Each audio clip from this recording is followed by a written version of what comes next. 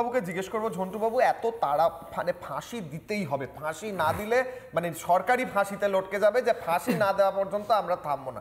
ফাঁসি দিতে এত তাড়াহুড়ো কেন, এক নম্বর। আর দ্বিতীয় নম্বর হচ্ছে কথা, যতই জয়বাবু বলুন যে এত প্রমাণ লোপাট হয়েছে, এই হয়েছে ওই হয়েছে, কিন্তু আলটিমেটলি দোষী আদালতও পাচ্ছে একজনকেই। যদি একাধিক দোষী থাকতো তাহলে তো সেটা জাজমেন্টে আসতো, যদিও তদন্ত এখনো চলছে, বিভিন্ন অন্যান্য মামলা রয়েছে, সুপ্রিম কোর্টে রয়েছে, কিন্তু আলটিমেটলি জাজমেন্টে তো দেখা গেল সঞ্জয় রায় দোষী, যত দোষ সঞ্জয় রায়। না, আমি তোমার কথাটাই ধরে নিয়ে শুরু করবো যে মমতা ব্যানার্জি এক ঢিলে দুটো পাখি মারছে। আমি বললাম মমতা ব্যানার্জি সিজন পলিটিশিয়ান শুধু নয়, খুব সোশ্যাল ডিনামিক্সটা বোঝেন, তাই তিনি এক ঢিলে দুটো পাখি মারেন না, এক ঢিলে অনেকগুলো পাখি মারেন। আমি কেন বলছি, এই যে দ্রুত ফাঁসি দেওয়ার যে ওকালতি তিনি করছেন, এই যে বৈপরীত্য তার চরিত্রের, কামদুনিতে ফাঁসির আসামিকে তার পুলিশ তার দুর্বিনীত গোয়েলই ছাড়ালো, ফাঁসির আসামিকে যাবজ্জীবনে করলো, একজনকে মুক্তি দিল।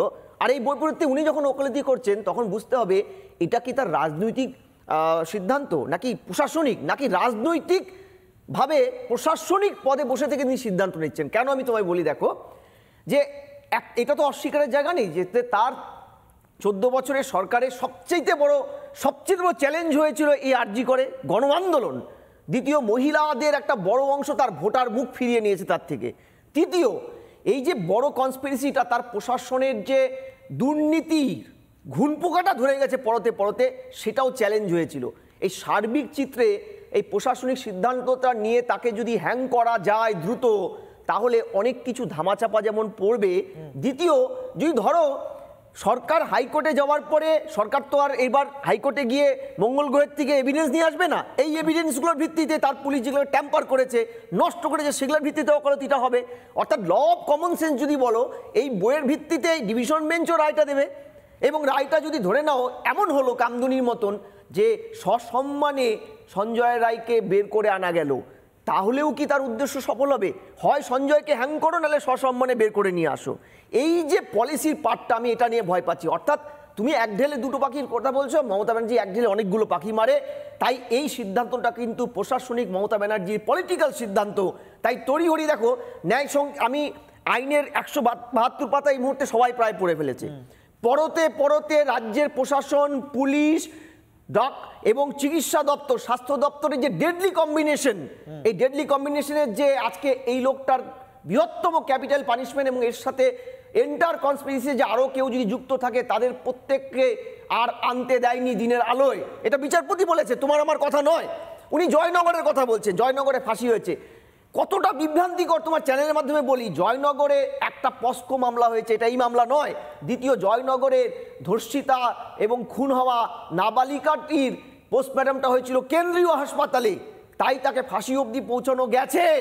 তাহলে সরকার পোস্টমর্টম করলো, সরকার এভিডেন্সগুলো সব 5 দিন ধরে নষ্ট করলো, তারপরে সিবিআইকে তুলে দেওয়ার পরে সিবিআই কি মঙ্গল গ্রহের থেকে এভিডেন্স তুলে এনে বিচার ব্যবস্থার কাছে তুলে দেবে?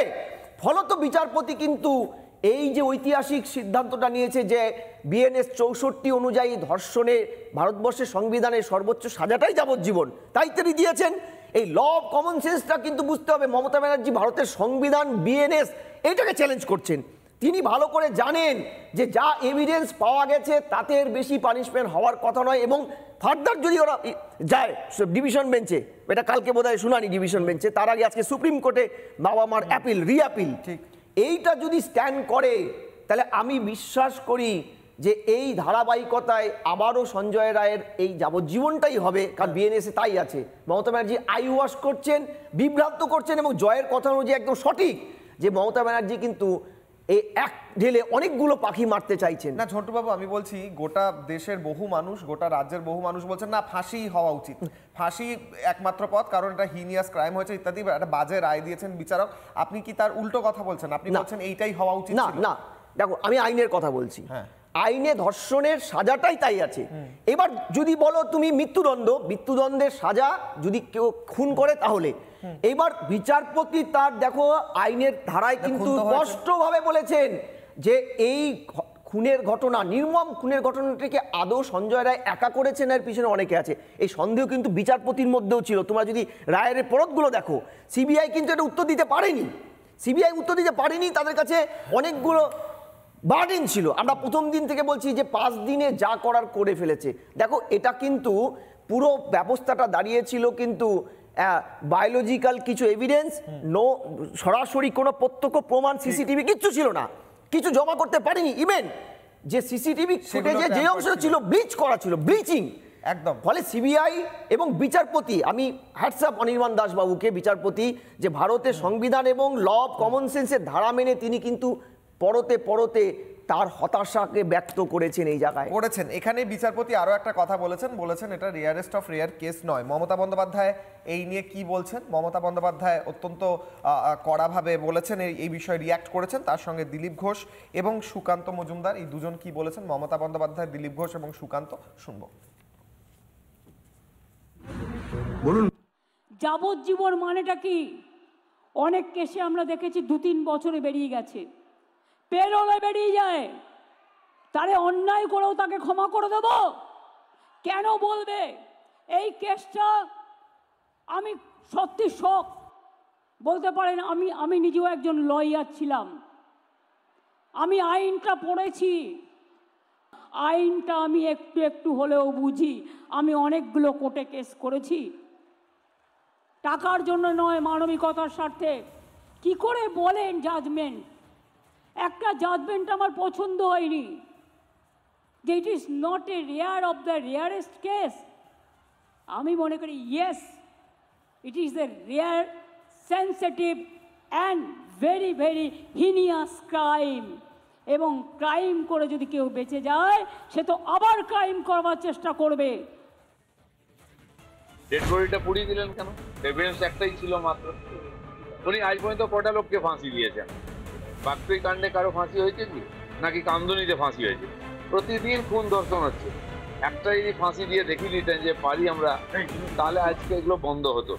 আজকে মানুষ সন্দেহ করছে মমতা ব্যানার্জি যে তার আঁচলেতে এই খুনের দাগ লেগে আছে, ডাক্তারের খুনের।